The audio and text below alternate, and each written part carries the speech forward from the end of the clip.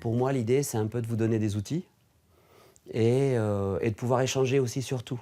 L'objectif, ce n'est pas une présentation magistrale, c'est de pouvoir échanger, si vous avez des questions, qu'on puisse y répondre et qu'on puisse vous aider, je ne vais pas dire à penser autrement, ça serait bien prétentieux, mais de vous donner des outils. D'accord ? Bon, on est dans la maison du dentaire. Je ne pouvais pas ne pas mettre de photo dedans, donc je ne voudrais pas vous parler de ça d'abord. Okay. C'est juste pour ça que j'ai mis la photo.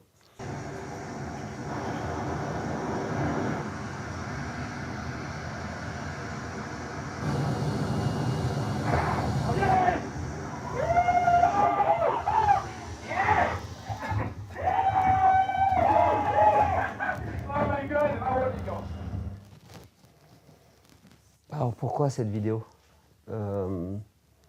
Moi, je me vois là-dedans en fait. C'est pas que je fais comme eux, mais en fait, c'est la difficulté qu'on a à atteindre des objectifs.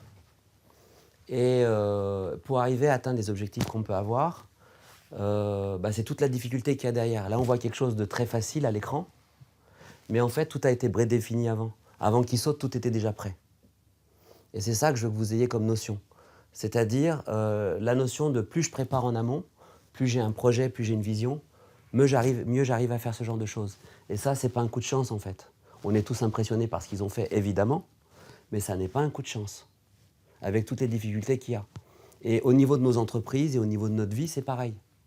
C'est-à-dire, on va regarder des autres en disant « Waouh, c'est vachement bien ce qu'ils font », mais ce qu'il faut voir derrière, c'est tout le travail. Et quelle méthode ils ont utilisée pour y arriver. Parce que derrière ça, évidemment, il y a énormément de sauts, il y a énormément d'essais. Mais il y a toute une méthodologie. D'accord ? Et aujourd'hui, on est vraiment dans une profession qui change, pour parler de notre métier. Et je vais parler un tout petit peu de moi. Ce que je faisais il y a 20 ans, je ne le fais pas aujourd'hui. Ce que je faisais il y a 10 ans, je ne le fais pas aujourd'hui. Ce qu'on faisait au labo il y a 5 ans, on ne le fait pas aujourd'hui. Donc les choses changent et les choses changent encore plus vite. Donc, on doit encore prendre des décisions encore plus vite. Et on doit prendre nos décisions. Il y a une image que j'aime bien, c'est l'image « on répare le toit quand il fait beau ». Donc on doit prendre des décisions quand ça va, pas quand ça ne va pas. Ok ? Et ça, c'est très important dans ces décisions-là. Et là, ils ont pris la décision pas au moment où ils ont sauté. Ils l'ont préparé, ça. Et ils ont sauté dans les meilleures conditions. Ça ne veut pas dire qu'ils vont le réussir, hein ? Attention. Parce que là, c'est quand même dangereux, ils prennent des risques et ils peuvent mourir. Mais ils ont mis toutes leurs chances de notre côté. Et c'est ça que cette vidéo me parle à ce niveau-là. Ensuite, choix ou destin. L'important dans la vie, bon, il y a la destinée, il y a un peu ce qu'on va dire, c'est la chance. Moi, quand j'ai démarré le métier en tant que prothésiste dentaire. J'ai commencé à faire du plâtre, à faire des PUI, des cires, des réparations, sans avoir un vrai objectif, sans savoir ce que je faisais. Et j'ai fait ça pendant une bonne dizaine d'années, une quinzaine d'années. Et c'était un temps long. Aujourd'hui, ce temps devient beaucoup plus rapide. Et aujourd'hui, un apprenti ne fait pas ce que j'ai fait. Ça, c'est clair. Et on y est allé, je me suis installé sans trop savoir ce que je voulais. J'y suis allé parce que j'avais envie de m'installer et que j'étais prêt à donner du temps dans mon travail. Et j'y suis allé avec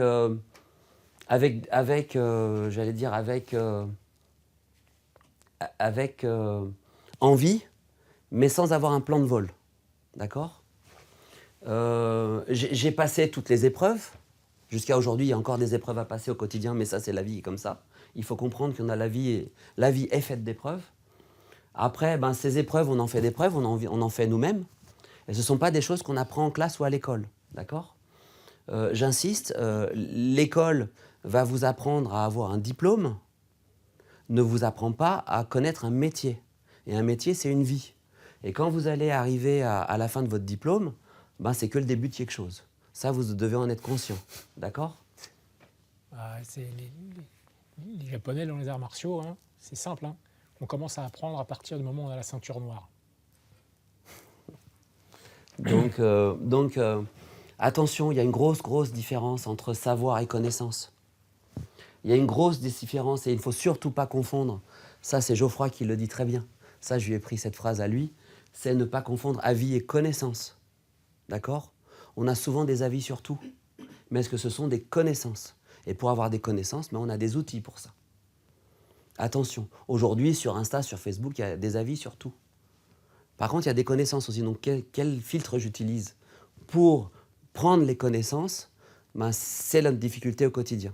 Et justement, c'est de faire la différence entre un avis et une connaissance. Un avis est souvent émotionnel. On va avoir un avis. Mais est-ce que c'est une connaissance? Est-ce qu'il y a des fondations? Est-ce que je peux l'expliquer? D'accord? La vie est faite de changements.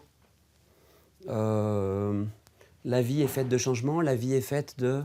On doit s'adapter sur énormément de choses. Et la vie est faite pour ça et elle est super pour ça. Sauf qu'aujourd'hui, je reviens un peu sur ce que j'ai dit, les choses vont plus vite que d'habitude. On passe par tous ces étapes de la vie et on doit être conscient qu'on doit s'adapter, qu'on doit changer, qu'on doit avancer. Si on n'avance pas, on reste sur place. Et si on reste sur place, on recule systématiquement. On n'a pas le choix en vérité. D'accord? Je ne sais pas s'il y a des gens qui connaissent Serge Gavian, qui est meilleur ouvrier de France. Pour ceux qui le connaissent, c'est une phrase que lui, il a dit un jour dans un article. Développer son sens de l'observation, c'est aller au-delà des apparences, au-delà de ses apparences. Qu'est-ce qu'il veut dire par là? C'est qu'aujourd'hui, je vais essayer de parler autant aux étudiants qu'aux dirigeants, d'accord? Et aux salariés. Souvent, on va regarder quelque chose par rapport à notre prisme, par rapport à nos connaissances, d'accord? On va juger quelque chose par rapport à sa propre histoire, d'accord? Et ce qui est important, ok, ce sont nos connaissances, mais c'est aller au-delà de nous. On va regarder quelque chose par rapport à ce que nous, on croit, par rapport à nos avis. Mais on doit justement aller chercher les informations pour aller au-delà et pour nous ouvrir les yeux. D'accord? Et cette phrase est très, très importante. Et c'est justement ce sens de l'observation sur nous-mêmes, sur notre entreprise, sur ce qu'on fait au quotidien. D'accord? Nous sommes des hommes de métier. La prothèse dentaire, c'est un métier par excellence, c'est un métier manuel. C'est un métier qui demande des années à connaître. On doit connaître des matières, mais on doit connaître... Moi, c'est un métier qui m'a fait me connaître moi-même. D'accord? Et c'est ça qui est important. Et on doit être la bonne personne au bon endroit. Ça, c'est très important. Bon, on connaît tous droits et devoirs. Ça, c'est important. Souvent, on parle j'ai le droit, mais derrière, il y a le devoir. Et le devoir, c'est de regarder au-delà, en fait. Il n'y a pas que le droit dans la vie. Nous devons savoir piloter. Ça va être un peu le thème de ce soir. Mais je ne vais pas trop développer maintenant. Il y a des outils, savoir mesurer. On a des outils, on a des gens autour de nous qui peuvent nous aider dans la vie, à prendre des conseils, à aller chercher des conseils, des gens qui vont nous expliquer, nous donner, partager leur expérience. Mais pour parler de l'entreprise et notre thème de ce soir, il y a des outils qui peuvent nous permettre de nous poser des questions sur notre entreprise et de savoir mesurer, de regarder et de nous aider à développer notre entreprise. On ne doit pas être aujourd'hui, c'est une expression très utilisée, c'est au doigt mouillé. Aujourd'hui, on prend des décisions au doigt mouillé. Je pense, j'ai un avis sur ce que je fais. Mais non, où sont les chiffres? Comment j'analyse les chiffres et qu'est-ce que je veux en faire? D'accord? La devise pour une entreprise, c'est ni se servir ni s'asservir, mais servir. Ça, c'est très important. On fait, moi j'ai souvent une phrase, on fait souvent d'abord les choses pour nous. Ça, c'est très important. On les fait pour nous, on ne les fait pas pour les autres, d'accord? Et pas pour le regard des autres. Par contre, le regard des autres, ça sera une conséquence de ce qu'on aura fait d'abord pour nous. C'est pas de l'égoïsme ce que je dis, mais c'est quelque chose qui nous permet d'être meilleur soi-même avant de briller. Il ne faut pas chercher à briller, il faut d'abord chercher à travailler par soi-même. Et pour ça, il faut se nourrir, d'aller chercher des informations, aller voir les bonnes personnes. Et ces personnes peuvent être critiques aussi vis-à-vis de vous. Et ces personnes qui sont critiques vis-à-vis de vous, comptables, experts, amis, commerciales, toutes ces personnes-là peuvent vous aider justement à vous critiquer. Et il ne faut pas hésiter à aller chercher la critique. La critique, elle est souvent positive. Il y a des gens qui critiquent pour rien et qui disent n'importe quoi. Ça, faut les mettre de côté. Mais il faut aller chercher le regard de cette personne qui est experte et qui va être bienveillante. J'ai marqué Histoire de Sodo. C'est un bouquin que j'ai lu qui s'appelle Père riche, Père pauvre. C'est un bouquin vraiment que je vous conseille. C'est sur la gestion financière. Et pourquoi j'ai écrit Sodo? Parce que ça voulait me rappeler de cette histoire. C'est l'histoire d'un village. Je ne vais pas donner d'époque ou de siècle. C'était un village où il y avait une fontaine au milieu du village. D'accord? Et le village, il y avait des personnes âgées, il y avait des personnes qui n'avaient pas le temps d'aller chercher de l'eau. Donc ces gens-là, ils ont décidé, d'une manière consensuelle, de dire on va nommer 2 personnes pour qu'ils puissent aller chercher l'eau pour nous. Donc ils commencent à s'organiser, le village. Donc la première personne a pris des seaux et a commencé à livrer les seaux d'eau aux gens dans le village. La deuxième personne, elle a disparu pendant 3 mois. Donc entre-temps, le premier avec ses seaux d'eau, il a développé son business. Et il a eu tout le marché du village. D'accord ? Sauf que, 3 mois après, la personne qui avait disparu est revenue. Il a installé un réseau d'eau qui amène l'eau à la maison. D'accord ? Le premier qui avait commencé à faire son business, il a dit « mais non, je m'en fous, moi j'ai de l'argent, je vais embaucher du monde pour pouvoir répondre à cette concurrence ». La concurrence, qu'est-ce qu'elle a fait ? Elle a mis l'eau au milieu du bâtiment, au pied du bâtiment, elle l'a amené dans l'appartement. Elle a tué le business de l'autre personne. Je me suis vu dans cette histoire. Moi, je me suis vu au laboratoire tous les jours avec mon seau d'eau, en fait. Pour ça que j'en parle. Et ça m'a parlé. Qu'est-ce que je veux dire par là ? Entre les coursiers, entre répondre au dentiste, entre perdre du temps parce qu'on a oublié quelque chose, parce qu'il y a l'assistante qui nous appelle, parce qu'on ne sait pas gérer, parce qu'on doit s'occuper du commercial. Je me dis, je suis tous les jours avec mon seau d'eau, quoi. Donc, qu'est-ce que je dois faire pour être plus efficace et évoluer et avancer ? Moi, cette histoire m'a vraiment parlé, en fait. Alors, le dépassement de soi, ils ne savaient pas qu'ils pouvaient le faire, c'est pour ça qu'ils l'ont fait. C'est quelque chose de très important. C'est une phrase que j'ai déjà utilisée pour ceux qui me connaissent. Pourquoi je l'ai mise ? C'est que c'est... faut pas avoir peur, en fait, et faut pas se poser trop de questions. D'un côté, je vais vous dire, soyez factuel, utilisez des outils pour avancer et utiliser une méthode. Donc oui, vous devez le faire. Mais ces outils-là ne sont pas là pour vous faire peur, sont là pour vous aider à aller plus loin. C'est ça, en fait. Il faut être inconsciemment conscient pour moi. D'accord. Alors ça, vous avez vu une émission qui est passée il y a 1 mois sur M6 qui s'appelait « Qui veut être mon associé ?» Est-ce qu'il y a des gens qui l'ont vu ? Pas vu ? Pour ceux qui connaissent l'émission, non ? Pour ceux qui connaissent l'émission, c'est des gens qui veulent faire des levées de fonds et qui vont voir des investisseurs et qui leur demandent de l'argent. Ils lèvent entre 50 000 et 1 million d'euros. Et ce qui est drôle, c'est pas tellement la somme qui est importante, c'est de voir comment les gens, les investisseurs, ce qu'ils attendent des gens et comment les gens s'expriment pour avoir cet argent-là. Et quel est le projet. Et ça, c'était une émission qui était géniale et super intéressante. Et Anthony Bourbon, c'est un jeune qui était dans la rue au départ et qui, lui, à un moment, a investi 1 million dans un projet juste parce qu'il y croyait. Donc, qu'est-ce qui a fait que ça a fonctionné ? Et cette émission était vraiment très importante pour ça. Mais il m'a juste dit une phrase qui était super et qui m'a parlé. Tout le monde connaît « Dis-moi qui tu fréquentes, je te dirai qui tu seras ». On a déjà entendu cette phrase de la part de nos parents, de la part de nos amis. Mais en fait, cette phrase, elle est nulle.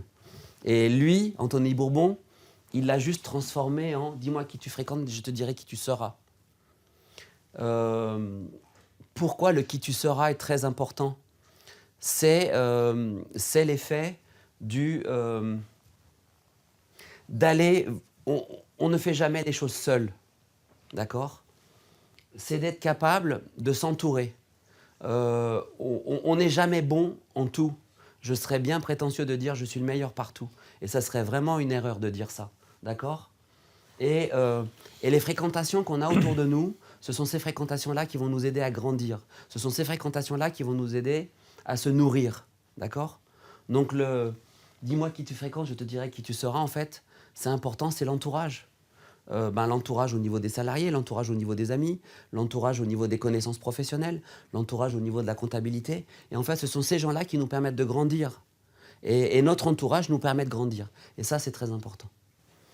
On va rentrer un tout petit peu plus dans le vif du sujet. Dans toute entreprise, dans tout projet, on doit avoir une méthode, on doit utiliser une méthode. Et cette méthode est juste un cadre, d'accord ? Quand on a une envie de faire quelque chose, cette envie de faire quelque chose passe d'abord par une vision, d'accord ? Cette vision, c'est de dire « Allez, j'ai envie de traverser l'Atlantique », d'accord ? C'est une vision, ça ne veut rien dire, mais c'est une vision. Derrière, pour traverser l'Atlantique, comment je fais ? Je mets en place la mission. Quels moyens je mets pour y arriver ? D'accord ? Beaucoup de gens confondent les deux. D'accord ? La vision peut changer aussi, hein, attention à ça. C'est-à-dire, je pensais faire l'Atlantique, mais en fin de compte, en travaillant sur la mission, je me rends compte que je peux traverser la Terre. Et dans une entreprise, c'est la même chose. C'est quelle vision j'ai de mon entreprise, c'est où je veux l'amener. Et après, on travaille avec les personnes qui vont nous aider à mettre en place cette mission. Et avec les outils qu'il peut y avoir. Les outils de calcul, les outils de RH, les outils de fiche de poste, les outils de gestion. Il y a énormément d'outils qui peuvent nous aider à appliquer cette vision. D'accord ? Et derrière, l'action. L'action, c'est on ne se pose plus de questions et on met en place la stratégie qu'on a mis en place. D'accord ? Donc c'est vision, mission, action. Si vous arrivez à avoir ça en tête, ben ça va vous permettre à faire évoluer et avancer vos projets. Et les questions qu'on peut se poser, c'est où est-on, où va-t-on, comment y va-t-on. Parlez-en autour de vous, avec des personnes qui ont déjà des connaissances. Allez chercher les informations. Vous n'êtes pas seul. Attention, ça aussi. Moi, j'ai vu souvent des apprentis au labo qui s'engluaient tout seuls et qui ne venaient pas vers nous. Moi, je suis prêt à partager du temps, partager mon expérience. Je suis prêt à te faire gagner du temps. Aujourd'hui, pour faire une route, on utilise un GPS. C'est devenu totalement évident. Même si on peut critiquer le GPS, parfois il bug, parfois il fait un mauvais chemin. Mais un GPS, aujourd'hui, est un outil qui nous permet d'aller d'un point A à un point B de la manière la plus rapide. Et ce GPS, c'est un cabinet comptable, c'est un logiciel, c'est des gens. N'hésitez pas à aller chercher ces informations qui peuvent vous aider à aller plus vite, à mieux comprendre le marché et juste à écouter. Et ces gens-là ne vont pas spécialement dire la vérité, mais vous choper des informations. D'accord ?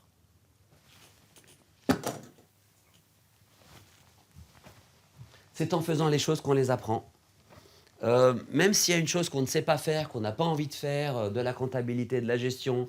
Moi, en ce moment, je suis en train de travailler sur la fiche de poste au laboratoire. Franchement, c'est quelque chose que je n'ai pas envie de faire au départ. Mais je me rends compte de l'importance de ça. Donc, je me rends compte qu'il faut que je m'y mette pour que j'y mette cet outil au sein du laboratoire pour qu'on puisse mieux piloter, aider les gens et les accompagner. D'accord ? C'est en faisant les choses qu'on les apprend. Il ne faut pas avoir peur d'apprendre des choses qu'on ne connaît pas ou qu'on n'a pas envie. En fait, c'est de se mettre hors de sa zone de confort. D'accord ?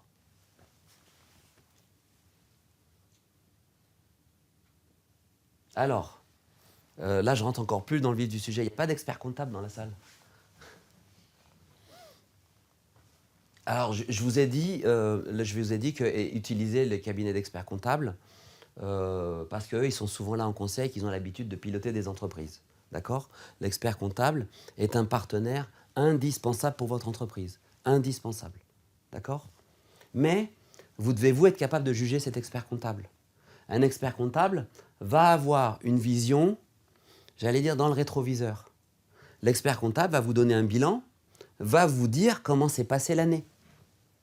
C'est-à-dire, l'expert comptable va vous montrer le pilotage de votre entreprise d'un film passé. D'accord ? Donc l'expert comptable, est-ce qu'il est bon conseil ? Au fond, non. Ce n'est pas lui qui va vous aider à piloter votre entreprise. D'accord ? À vous, en ayant cet élément-là, de pousser l'expert comptable dans ses retranchements et de vous aider à prévisualiser, à réfléchir, à mettre en place une stratégie, à faire évoluer l'entreprise. Et à tous les niveaux. Un bon cabinet expert comptable est capable de ça aussi. De voir les tarifs avec vous, de mettre en place des stratégies de vente, de mettre en place des stratégies RH. Il y a des gens qui sont là pour ça, qui peuvent vous aider. Et c'est important. Et ce message-là, qui c'est qui l'a écrit ? C'est le fondateur du logiciel Efficience, qui lui était un ancien expert comptable. D'accord ?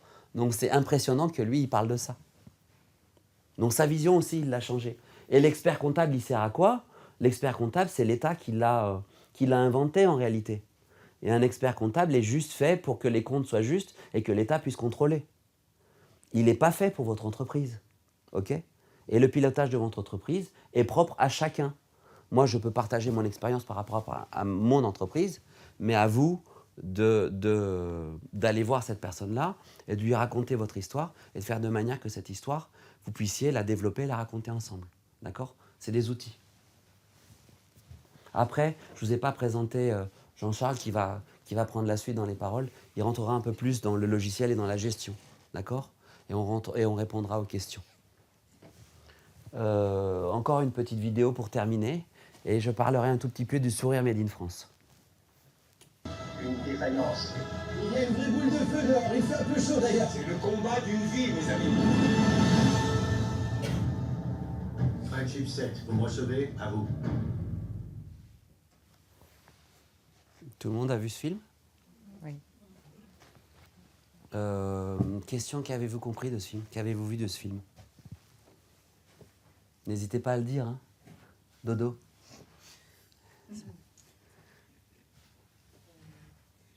On va parler de la race noire en premier, c'est souvent ce que les gens vont voir, évidemment. De la femme en plus. Donc imaginez la tare du film, elles sont femmes, elles sont noires. D'accord? Dans un état du sud des États-Unis. En plus. Donc ça, c'est la première lecture du film. Je vous ai parlé tout à l'heure de vision, mission et action. Ok? On est en plein dedans. La vision, c'est d'aller sur la Lune, en réalité. Donc à partir du moment où on a une vision commune, enfin on a une vision qui peut être commune à tout le monde, on peut aller n'importe où. Et là, les Blancs, ils s'en foutent qu'elles soient femmes et qu'elles soient noires, en fait. Donc il n'y a plus la vision de la couleur, du sexe et de quoi que ce soit. On est tous sur le même bateau, on a une vision commune, on doit aller tous sur la Lune. D'accord? Et c'est ça la puissance de ce film, en réalité. C'est pas qu'elles soient noires et femmes. Évidemment, on voit ça en premier. Mais en vérité, c'est qu'il y a l'effort, entre guillemets, de l'homme blanc qui dit « mais je m'en fous qu'elles soient noires ou femmes, j'ai besoin d'elles ». Il y a un peu une injustice aussi dans l'histoire. Mais en fait, non. Il y a une vraie vision commune pour pouvoir aller plus loin. Et c'est ça aussi un peu, cette histoire d'entreprise. C'est d'arriver à avoir une vision commune pour que tous ensemble, une entreprise pourra aller plus loin. Qu'on soit seul, qu'on soit 10, qu'on soit 15, qu'on soit 20. Mais à partir du moment où on est préparé, ça donne un vrai chemin pour aller déplacer des montagnes. Voilà pourquoi j'ai mis cette vidéo. Est-ce que tout le monde connaît le sourire Made in France? Tout le monde sait ce que c'est. Pour ceux qui ne savent pas ce que c'est un, comment dire, c'est un rassemblement de l'UNPPD, de l'Association Perspective Dentaire et des meilleurs ouvriers de France. J'allais dire pour une fois, dans le métier, il y a des gens qui sont relativement importants, se disent on va travailler ensemble pour porter un projet. C'est ça la genèse du sourire Made in France. Le truc qui est important autour du sourire Made in France qu'il faut comprendre, c'est que ça, ce n'est pas une action syndicale. C'est une action pour faire connaître notre profession aux patients. D'accord? C'est ça qu'il faut absolument comprendre. C'est pas pour parler de nous et de nos problèmes. C'est pas de parler contre, j'allais dire, l'importation, contre les choses qui vont pas bien. C'est de parler et de faire connaître notre profession. On a participé 2 fois au salon du Made in France. On avait des stands où on n'avait rien à vendre. On avait presque plus de monde que les stands qui avaient des choses à vendre autour de nous. Les patients sont très intéressés parce qu'on fait ce qu'on a à leur proposer. Les gens ne connaissent pas notre métier. Et qui mieux que le patient peut influencer le dentiste?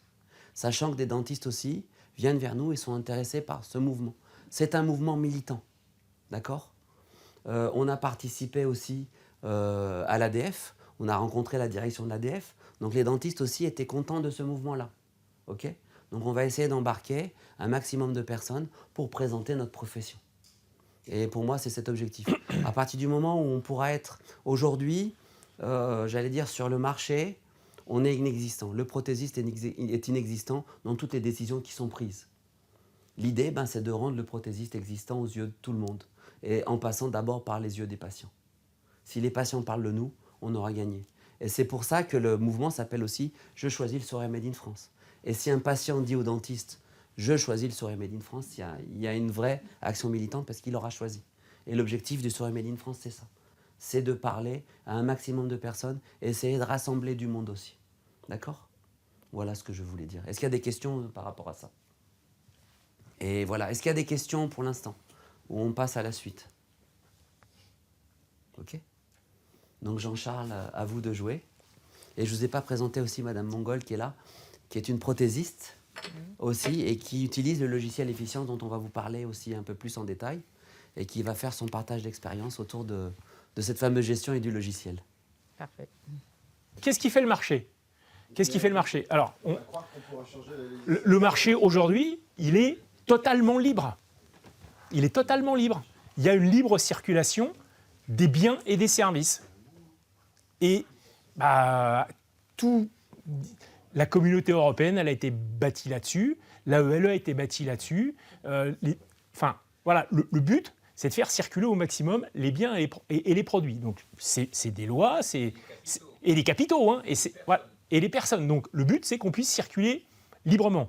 Alors, avant, il y avait, au Moyen-Âge, quand on passait le pont au change à Paris, eh ben, on banquait, parce qu'on traversait le pont.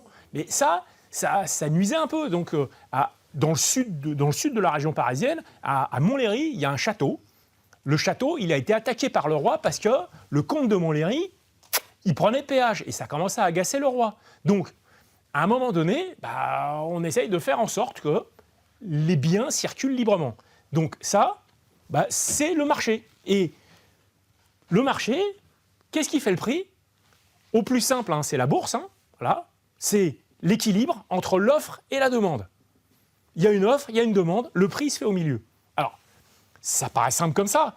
Dans un marché dans lequel on fait du business à business ou un marché vers lequel il y a des consommateurs, ou un marché comme celui du monde dentaire qui est un marché régulé, parce qu'il est régulé, il y a des contraintes, vous êtes dans le médical, donc il y a une foule de contraintes assez importantes.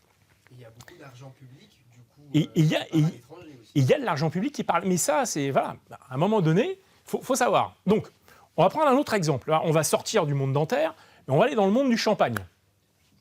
OK ? Champagne, du raisin, méthode champenoise, etc. Et il y a un marché. Le haut du marché, alors moi, je ne suis pas compliqué, je suis allé sur Vivino. Vivino, j'ai pris le champagne le plus cher. Le champagne le plus cher, c'est Borland Croft. J'ai le champagne qui est acheté à la Maison Blanche, qui est acheté partout, voilà. Donc, alors, 2250 € la bouteille. Globalement, ça fait à peu près 80 € la gorgée, j'ai calculé. Donc, c'est une gorgée, un plein. Voilà, on fait le parallèle. Sur ce même marché, on a quoi? On a toujours du champagne. Donc, c'est du champagne, c'est du vrai champagne, récoltant manipulateur, 19 € la bouteille, 1000 fois moins cher. C'est du champagne. Bon, alors sur le Borland Croft, quand vous avez la bouteille, elle est dans un coffret en acajou qui coûte plus cher que la bouteille, il n'y a pas de problème. Mais c'est juste pour vous expliquer, voilà, il y a un marché. Et sur ce marché, il y a toute une gamme, on peut se positionner sur un marché. Donc, il y a des vins qui à 250 €. Il y a du vin à 250 €. Bon, moi, quand je veux me faire vraiment plaisir, je prends un ruminard, je mets 50 balles. Enfin, je fais un effort quand j'amène une belle bouteille. Je ne fais pas n'importe quoi. Et puis, autrement, on a un Mumm Cordon Rouge, c'est super bien. Voilà, c'est top. Bon, mais le champagne, il est sur un marché beaucoup plus vaste, qui est le marché des vins festifs. Sur le marché des vins festifs, il y a des mousseux, il y a des créments, et puis, vous reconnaissez aussi, on parlait d'importation, il y a du Freixenet espagnol, il y a du Prosecco italien, et là, on n'est pas dans les mêmes tarifs. Et pourtant, c'est du vin avec des bulles, méthode champenoise. Donc, sur ce marché, il faut pouvoir s'adapter, et il faut pouvoir se positionner sur un segment. On change de marché, on rentre dans le marché du textile. En haut, Arthur et Sébastien, c'est de la haute couture. Je suis mof. Je fais de la haute couture. Je m'adresse à des gens qui sont prêts à mettre 6 000 balles dans un costume. Je m'adresse à un segment du marché. Qui ne les vaut pas. Or, là-dedans, mais c'est pas grave, c'est pas grave. Mais si, il y a des... moi, jamais je mettrais 2500 balles dans une bouteille de champagne. Et pourtant, il y a des gens qui vont le faire. Donc, il y a un marché. On s'adresse à un marché. Donc, sur le marché, il y a des éléments psychologiques, il y a des éléments de je me la pète, peu importe. Je veux ça parce que j'ai ça. Moi, j'ai pas de yacht. Voilà, pourtant, il y a des gens qui achètent des yachts. Et il y a un marché pour les yachts. Tout en bas, je me retrouve avec Shine, Primark. D'accord? C'est le bas du marché. Mais c'est un positionnement. Alors, est-ce que je peux me positionner dessus? Est-ce que c'est bien? Est-ce que c'est dit? Peu importe. Il y a un marché. Qui est un marché de masse, parce qu'ils s'adressent à plus de monde. Et eux, ils vont gagner beaucoup plus d'argent qu'eux, en volume. Mais entre les deux, il y a tout un positionnement. Et donc, le dentiste qui est spécialisé, qui fait pratiquement que de la CMU, etc., il va plus faire d'adjointe que de la conjointe, parce qu'il va plutôt avoir une facilité à enlever les dents, parce qu'en plus, ça lui rapporte du cash. La structure de la Sécu, elle est comme ça. Donc, derrière, moi, je suis prothésiste, et je veux me battre avec eux. Il faut que je change mon paradigme. Il faut que ça soit un maximum de machines qui travaillent à ma place. Et aujourd'hui, votre métier, il a évolué. Aujourd'hui, alors je vais mettre peut-être les pieds dans le plat, hein, mais aujourd'hui, vous faites de la CAO. Vous récupérez des fichiers numériques, des fois, directement, les dentistes ont pris l'empreinte dans la bouche. Vous récupérez un fichier digital. Ce fichier digital, vous travaillez dessus pour aller le mettre dans des machines qui vont faire de la production, soit des imprimantes 3D, soit des usineuses. Vous travaillez avec une usineuse, vous travaillez avec du zircon. Ce zircon, qu'est-ce qui va se passer? Pour aller jusqu'au bout, vous en prenez du teinté. Et derrière, vous le mettez dans un four pour qu'il s'intérise. Et si vous prenez des fours de dernière génération qui incluent de la micro-ondes et de l'induction, 18 minutes après, c'est cuit. Et c'est prêt à être livré. La dent qui est fabriquée en Chine, vous croyez qu'elle peut arriver en 2 jours comme ça chez le dentiste? Derrière, il y a un service. Et à partir du moment où les machines, elles sont chargées et elles tournent, votre prix, il tombe. Parce que le plus cher, aujourd'hui, c'est la main-d'œuvre. Mais si vous avez une vision usine comme la Chine, vous allez avoir le même résultat. Vous allez pouvoir être concurrentiel parce que vous faites du volume et vous le faites plus près. Donc il n'y a pas les coûts de transport, il y a plein d'éléments qui vont s'en aller. Donc, ce qui me permet maintenant de revenir sur mon deuxième sujet, donc voilà, cette conférence-là ici. Et là, on va parler de méthodes et d'outils. Donc, pour reprendre ce que disait Arthur tout à l'heure, quand on dirige une entreprise, quand on est chef d'entreprise, on a un laboratoire, on a des décisions à prendre. Et on passe son temps à ça. On passe son temps à prendre des décisions. Vous devez prendre des décisions. Et les décisions que vous prenez, elles vont vous impacter vous. Mais quand on a une entreprise, elles impactent aussi les gens avec qui on travaille. Elles impactent la vie sociale de vos employés. C'est-à-dire, si vous vous plantez, eux aussi, ils partent avec l'eau du bain. Hein. Donc, votre succès, c'est aussi votre succès. Vous êtes dans une équipe. Voilà. Donc, mais par contre, celui qui décide, c'est lui qui porte le poids de la décision. Et parfois, on est un peu seul. Hein. J'étais chef d'entreprise, je sais que parfois, quand on doit prendre des décisions, on est un peu seul. Alors, quand on prend des décisions, Arthur l'expliquait bien tout à l'heure, on a 2 éléments. C'est-à-dire que, malheureusement, on est des humains et on n'est pas logique. C'est-à-dire que les émotions, elles prennent le pas sur le rationnel. Et donc, la science l'a prouvé, ça. Hein. La science l'a prouvé. Et le marketing l'a bien exploité. Vous êtes tous victimes de la publicité. Quand le subjectif prend le dessus, on a des phrases. Moi, j'entends souvent des entrepreneurs qui me disent « j'ai peur d'eux, je ne sais pas si, je pense que, je manque d'eux ». Voilà. Et ça fait ressortir des émotions. Et ça fait ressortir aussi un truc qui s'appelle les biais cognitifs. C'est-à-dire qu'on pense que, on se gourre. Parce que je suis trop sûr de moi, je ne suis pas assez sûr de moi, j'ai été influencé. Il y a plein de biais cognitifs. Je vous invite à aller voir ça sur Wikipédia. Les biais cognitifs, c'est super intéressant. Donc, pour prendre une bonne décision, quand je fais de la gestion, le seul truc qui est important, c'est les faits. Et c'est pareil quand on regarde la justice. Hein, quand on regarde la justice, le juge, il juge en fonction des faits, des preuves. Point. C'est les faits qui permettent de prendre la décision. Donc, pour prendre des décisions, on a besoin de l'information.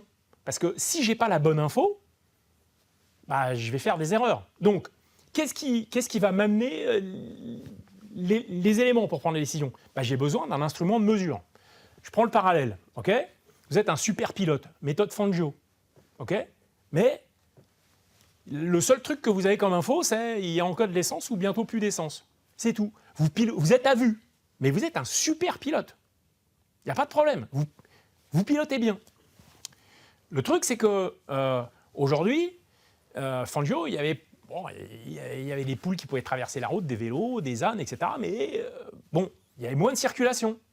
Aujourd'hui, quand je dois aller d'un endroit à un autre, j'ai d'une part de la circulation, je roule plus à 60 km/h, mais à 130.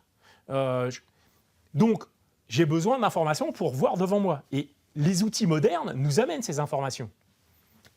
J'ai un compteur de vitesse. Quand vous arrivez en ville, où vous voyez un panneau 70, vous êtes à 90, vous savez qu'en plus, derrière, vous avez il y a un radar derrière. Parce qu'il y a OS qui a sonné et qui vous a dit qu'il y a un radar. Vous réagissez, vous levez le pied. Vous ne sortez pas un chronomètre, vous regardez entre deux poteaux à peu près 100 mètres pour savoir la vitesse à laquelle vous allez. Et vous avez l'info, et vous l'avez eu, et vous avez continué à regarder devant vous. Le plus important, c'est de continuer à piloter, mais avoir des informations en plus. Et ça, c'est ce que vous amènent les outils. Quand on a des informations en plus, exemple, je suis professeur de médecine, j'ai mon stéthoscope, etc. Et d'un coup, on m'amène un scanner, un outil qui va me permettre de voir l'intérieur. Si j'ai ces informations-là, je progresse parce que les outils m'ont amené les informations. Et je peux prendre des décisions parce que j'ai la bonne info. Mais si je n'ai pas l'info, je prends une décision. Mais est-ce qu'elle sera bonne, pas bonne ? Je ne sais pas forcément.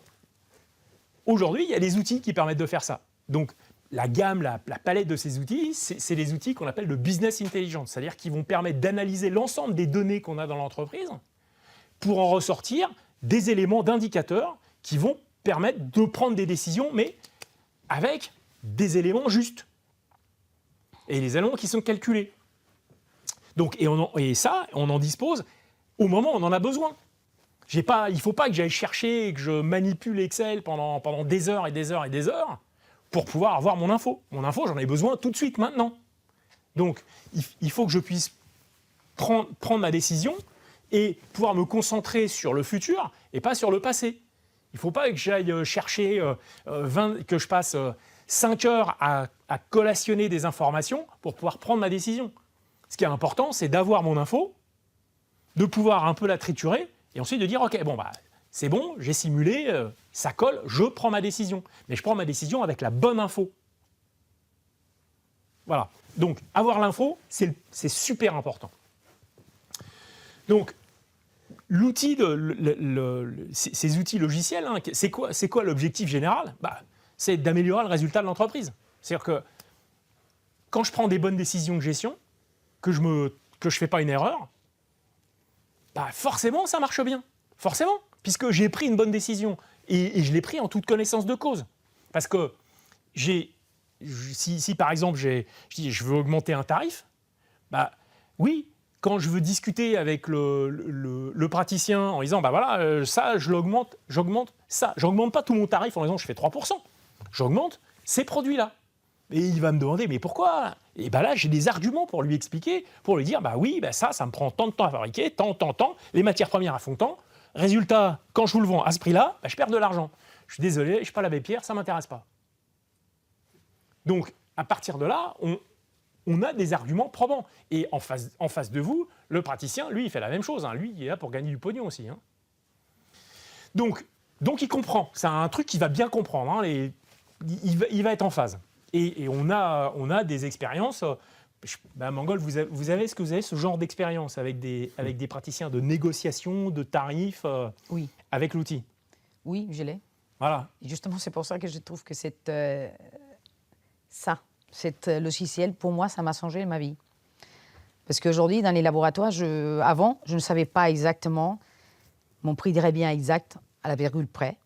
Des fois, je me dis, il m'a proposé un marché, j'ai dit, je vais y aller, je pense que c'est intéressant. Résultat, il ne l'était pas, du coup, je ne savais pas. Aujourd'hui, quand on me propose ça, Carmen, est-ce qu'on peut faire aujourd'hui ? J'ai besoin d'avoir un prix un peu plus bas. Je dis, on arrive, je dis, je peux y aller jusqu'à là. En fabriquant tant par mois, je pense que je m'en sors, et toi aussi.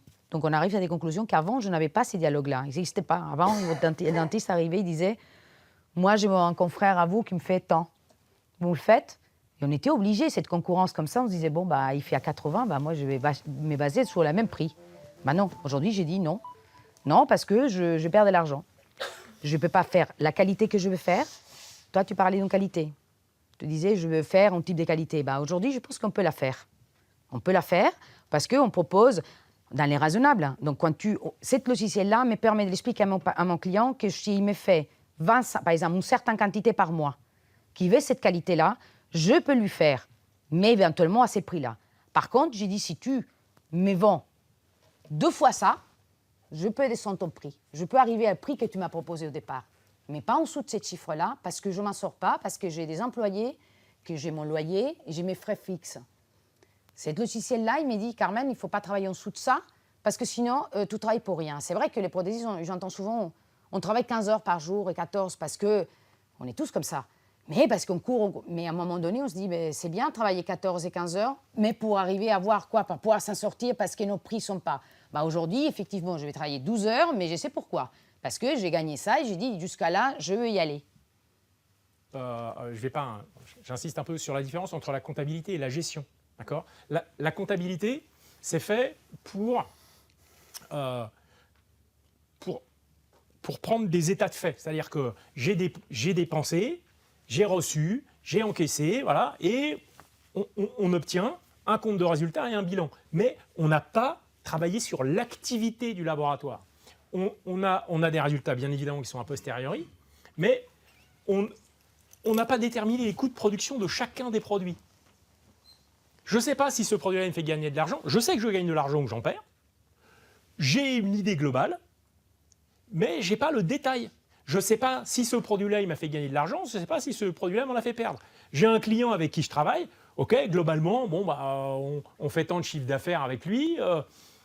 On sait que ça gagne un peu. Mais je ne sais pas ce qui m'a fait gagner et perdre. Donc,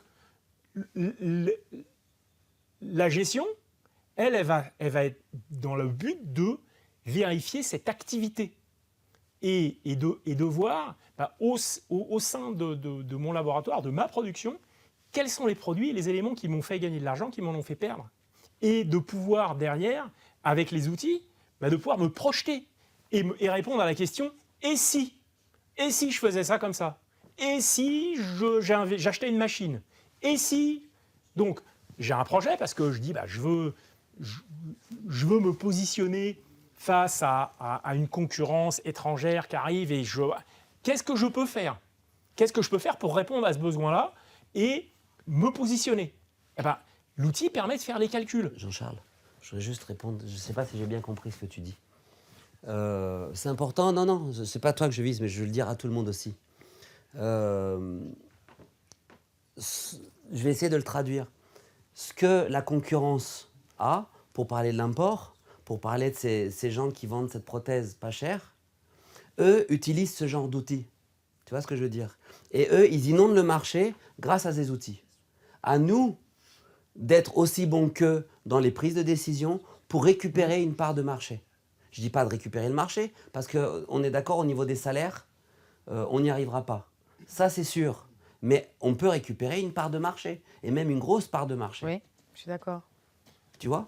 Et cet outil te permet ça, de dire, OK, je veux concurrencer l'import, je veux ramener ce marché chez moi. Là, ce n'est pas notre petit labo qui va penser comme ça. Hein. Mais comment je vais faire pour y arriver? Quels sont les coûts et quels sont les moyens que je dois mettre pour arriver à vendre ma full zircon à 20 €? On a un prothésiste avec qui on discute qui est en train d'envisager 1500 mètres carrés de machines. Et c'est pour ça que ça nous permettrait à tous les prothésistes, je trouve qu'aujourd'hui, dans les labos, on travaille de différentes façons. Aujourd'hui, des logiciels comme ça, on a deux logiciels, notre logiciel de gestion classique prothésiste et efficience. Moi, je trouve qu'avec ça, aujourd'hui, tous les prothésistes en France, on saurait. Est-ce que vous savez tous quel prix vous devez vendre pour ne pas perdre votre prix de revient vous le savez, vous? Par exemple, si je vous dis non, qui sait vraiment?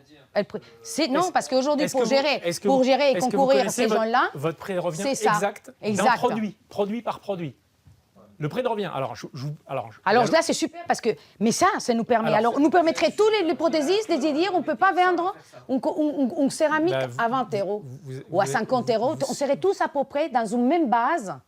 On serait tous parce que même si on a des marchés, des négociations avec nos commerciales différents, mais on sait qu'à peu près, pour qu'on soit rentable tous les prothésistes, on devrait vendre une couronne à 60 € par exemple. J'ai dit bêtise, mais pas en dessous. Aujourd'hui, vous avez, j'entends des confrères qui me disent, moi, ma céramique, je la vends à 70. Je sais pas comment ils font, mais bon, bref.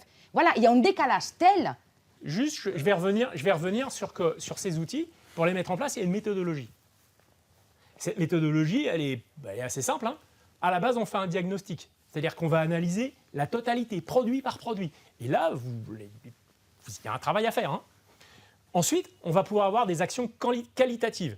Qualitatives, c'est-à-dire on va faire mieux ou moins mal. Et dès qu'on fait moins mal, on fait mieux. Par rapport au prix de revient des produits. C'est-à-dire que je veux améliorer la rentabilité. Donc, il faut que j'arrête de perdre de l'argent. Et ensuite, on a des actions quantitatives. Là, on va être dans une prospective, on va vouloir prendre des parts et des places sur un marché. Et donc, soit en investissant, soit je réponds à un appel d'offres, je me positionne sur l'appel d'offres. Pour avoir l'appel d'offres, j'ai une quantité et je veux me positionner par rapport à cette quantité. Et il faut que je ne le fasse pas au doigt mouillé. Il faut que je le fasse justement, parce que si je le fais justement, je vais gagner l'appel d'offres et je vais gagner de l'argent. Parce que gagner un appel d'offres et perdre de l'argent, on met la boîte au tapis. Hein. Donc, le diagnostic, ça passe par quoi? Ça passe par un paramétrage d'un outil. Donc le paramétrage, on va prendre les composantes du coût de fabrication de vos productions. Donc ce paramétrage, c'est le personnel, vos machines et les éléments comptables. À partir de là, nous, on recrée le laboratoire dans l'outil. C'est-à-dire qu'on prend le laboratoire tel qu'il est. Donc ça, c'est un travail qui est fait par les équipes de Prothésis Efficience. Et une fois qu'on a fait ça, on va commencer à vous former. Donc c'est quoi? C'est donner toutes les factures de ces machines, les on récupère donc les contrats de travail, les éléments de paie du personnel. Donc en fait, dans la production, il y a un premier élément qui est la partie, j'y reviendrai un peu en détail, mais on a la partie humaine, les coûts de personnel, vos machines, donc l'investissement qui est lié aux machines, les matériels et consommables qui sont liés au fonctionnement de ces machines et à la production. Et ensuite, on a une partie qui est le poids de l'entreprise, c'est-à-dire les personnels dits non productifs. Hein, je ne veux pas dire que votre comptable, c'est du travail, mais c'est les personnes qui ne sont pas dans la production.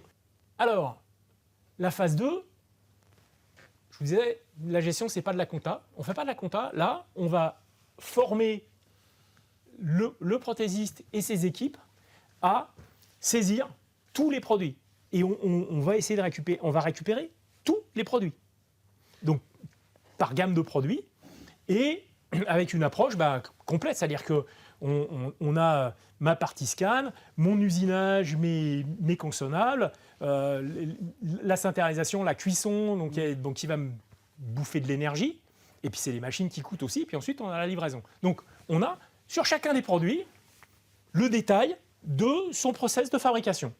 Donc, pour ça, on a une interface de paramétrage où on a des bibliothèques. Donc, on a des processus de fabrication avec les différentes opérations, les matières premières qui sont utilisées. Et là, ici, on a notre processus de fabrication qui est donc j'ai scanning, impression, mise en cylindre, dégrossissage, plate Rocky Mountain. Voilà, donc c'est un truc qui est complètement détaillé. Donc, on va détailler tâche par tâche, le temps qu'on va mettre. Comme ça, objectivement, on a le temps que un produit va être mis à fabriquer. Et puis, on a le temps que la machine va être utilisée. Donc, la consommation de la machine, les matières premières qui sont... On a tout. Donc, ça, produit par produit. Donc, et puis, ça se répartit là, ici. Hein. On a, la partie employée, elle coûte 33,72 €. La partie machine, 7,15 €. Les matières premières, il y en a pour 10,65 €. Voilà. J'ai, produit par produit, j'ai la décomposition du coût de mon produit, de son prix de revient. Alors, là, ici, on est bien évidemment dans du faux, parce qu'on sait que c'est faux, parce que c'est des coûts normatifs. Pour l'instant, on n'a rien produit. On est parti du fait, vous nous avez dit, voilà, mon usineuse, elle a utilisé tant d'heures par jour. Le scanner, il a utilisé... Ça, c'est des infos que vous nous avez données. Donc, on est parti sur ces éléments-là, mais on sait que c'est faux. Parce qu'il y a une approche humaine dedans. Donc, c'est faux. Néanmoins, en ayant établi ces coûts normatifs, avant même d'avoir vendu quoi que ce soit, on a des infos. On a des infos parce que c'est le paramétrage de votre laboratoire. Donc, avant même d'avoir vendu, je sais que dans mon catalogue de produits, j'ai là ici un peu plus de 30% des produits, je sais que quand je vais les vendre, je vais perdre de l'argent. De base. Et ça, quand on vous dit que dans les 40 laboratoires qu'on a installés en France, il n'y en a pas un seul qui sort de ce schéma-là. Hein. C'est statistique. Je vais vous dire la vérité del programme. Il y a un parti que c'est casse-pied. C'est ça. Mais tout. Mais alors, ces jours-là, vous dites dans le laboratoire, vous dites aujourd'hui, on va tous s'y mettre. On a 24 heures pour que tout le monde note combien de temps tu mets ta mise en articulateur. Combien on fait pour ça. C'est casse-pied, mais à la limite, à la fin, c'est amusant. Entre guillemets. Et c'est un jeu, on met. Mais tu le fais qu'une fois. Et tu le fais qu'une fois. Tu nourris cette machine. Cette machine, elle a besoin des nourritures. Cette nourriture, c'est nous qui allons leur donner. Ton revêtement, je sais qu'il te coûte tant, les liquides qui te coûtent tant. Après, moi, quand je change de matériel, donc je vais changer le prix. Je vais y aller, je dis, tiens, je vais le calculer maintenant avec le nouveau revêtement que j'ai acheté qui me coûte moins cher. Paf, je change le prix et rac, il me recalcule tout des nouveaux.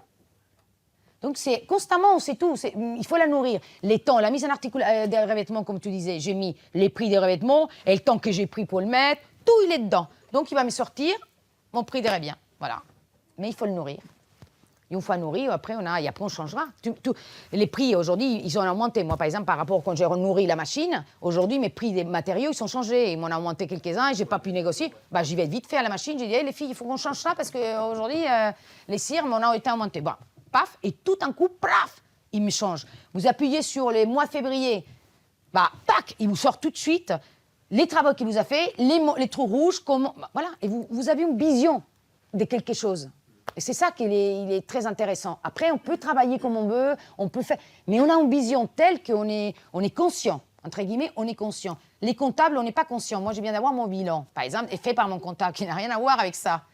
Parce que moi, ça, tous les jours, tous les mois, je sais à peu près où je suis, je peux régler les choses. La comptabilité, c'est la généralité. En général, là, c'est les détails près, de où on y va, les matériaux qu'on va. Voilà. Super. La comptabilité, c'est la comptabilité générale, parce que ça s'appelle la comptabilité générale. Ah. Les mots sont là, hein, comptabilité générale. Donc, derrière, vous avez dit des actions qualitatives, parce que là, ici, on est resté pour l'instant dans le vague. On n'a pas le coût réel. Et le coût réel, il va apparaître comment ? Parce que là, on va commencer à récupérer la facturation. Là, je quitte l'analyse et on rentre dans le dur. Donc, on va rentrer la facturation. La facturation, c'est ma production réelle. Donc, j'ai produit tant de ça, tant de ça, tant de ça, tant de ça. Mes machines, est-ce qu'elles ont travaillé plus ou moins que ce que j'avais dit ? C'est le logiciel qui va calculer en fonction des temps que j'ai mis. Donc, on va avoir la vérité des prix. Et je vais avoir un résultat qui va être le coût réel de ma production du mois. Et le coût réel de ma production du mois, il m'a montré, là, ici, c'est plutôt pas mal, hein, j'ai gagné 11 000 €. Beau résultat pour ce mois, 11 000. Bon, par contre, ce que me montre l'outil, c'est que, quelque part, j'en ai pratiquement perdu autant. Alors, mes prix, ils vont varier tous les mois. Tous les mois, mes prix vont varier. Et pourquoi ? L'élément principal de ça, c'est le taux d'activité. En fonction du taux d'activité de mon entreprise, mes coûts varient. Plus je produis, plus haut est mon taux d'activité. Là, ici, on a l'exemple d'un produit qui est vendu à perte. Okay ? Donc, le produit, là, ici, il faudrait, pour que je sois bien, que je le vende au moins 110 €. À mon catalogue, il est à 73. Déjà, je sais que je paume de l'argent. Donc, globalement, le coût de production entre les différents mois, là, il était à 110, 97, 114, un peu plus de 110, là, ici. Et là, on a commencé à changer le processus de production et on est passé à 88. Et Alors je sais pas quel est le produit exactement, mais ça, c'est ce que donne le logiciel quand on a l'image autour d'un produit et de la vie du coût du produit. Donc, les éléments de calcul de coût, hein, on y revient. Donc, on a parlé le coût horaire des opérateurs, le coût d'utilisation de mes machines, mes consommables, mes achats, l'énergie et la quote-part des charges générales. Et tout ça, ça varie en permanence en fonction du taux d'activité. Plus je produis, plus mes opérateurs sont productifs, moins mes machines me coûtent cher, mes consommables et mes achats, ça c'est invariant normalement, sauf que j'ai des variations de prix de consommables. Si je produis beaucoup plus, je vais tirer des meilleurs prix auprès de mes fournisseurs. Et puis, la quote-part des charges générales de l'entreprise, plus je produis, plus cette quote-part elle est partagée entre des produits nombreux. Donc, ça a un effet même bénéfique global, parce que si cette proportion se réduit, j'ai des produits qui me coûtaient peut-être un peu d'argent, quand la quote-part de charges générales se réduit, ils peuvent peut-être devenir bénéficiaires. Donc, je vous illustre ça sur le coût horaire d'une machine. Donc, en fonction de mon volume, là ici, là je suis là. Donc, plus je vais produire, plus le coût de production horaire de ma machine va baisser. Et ça, c'est l'incidence immédiate. On voit que plus je produis, plus mon usineuse travaille pour moi, moins elle me coûte cher et plus elle est rentable. Mais c'est un b.a.-ba, mais là au moins c'est imagé et chiffré. On sait exactement. Et derrière, ces éléments-là, ça va me permettre d'aller vers les actions quantitatives, d'aller plus loin et de simuler, de me dire « et si ?» Je prends un exemple. J'ai un groupe dentaire avec qui je suis en train de discuter. Ils me disent j'aimerais bien descendre à 100 sur ce prix. Ce que disait Mme Mangol tout à l'heure. OK, vous descendez à 100, mais la quantité minimum à ce prix-là, c'est 20. OK, donc pour 20, si... Alors, vous dites, écoutez, 20, je regarde, je reviens vers vous, temporisez, vous dites pas oui, pas non, d'accord, bon, je regarde. Et là, on simule. Qu'est-ce que ça peut m'apporter d'en faire 200 en plus? On va compter 10 mois de production, pas 12 mois, on compte 10 mois de production, d'en faire 200 en plus par an. J'en fais 200 en plus par an, c'est simple, si j'en fais 200, si j'en fais 200, je vais gagner un peu moins de 11 000 euros. Mais je sais déjà que si je me suis planté et que j'en fais que 100, je gagnerai 5 000 euros. Donc, est-ce que je peux prendre le risque ou pas? Parce que peut-être que je me fais un peu enfumer par le dentiste. Mais au moins, quand je prends ma décision, je la prends en toute connaissance de cause. Je prends une décision parce que je sais que cette décision, elle est bonne pour l'entreprise. Voilà, donc quand on fait une simulation, derrière, on obtient donc cette simulation à 20, et l'outil, il va prendre en compte le fait que peut-être que j'ai besoin de plus d'heures pour le faire. On a calculé qu'il fallait financer au total 150 heures de travail en plus.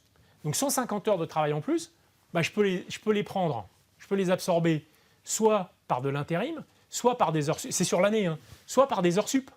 Mais nous, on a prévu le prix. On s'est dit, OK, il faut financer ça. Donc l'outil, dans le calcul, il a financé ça. Donc généralement, on a des meilleurs résultats que ce que prévoit l'outil. L'outil, il est pessimiste. Voilà, et il met des boulets aux pieds, vraiment. En termes de résultats, parce que moi, là, j'annonce des chiffres, globalement, laboratoire de 1 à 3 personnes, sur 12 mois, on récupère au minimum 15 000 euros en appliquant ce que l'outil permet de faire. Sur un laboratoire de 4 à 8 personnes, c'est minimum 30 000.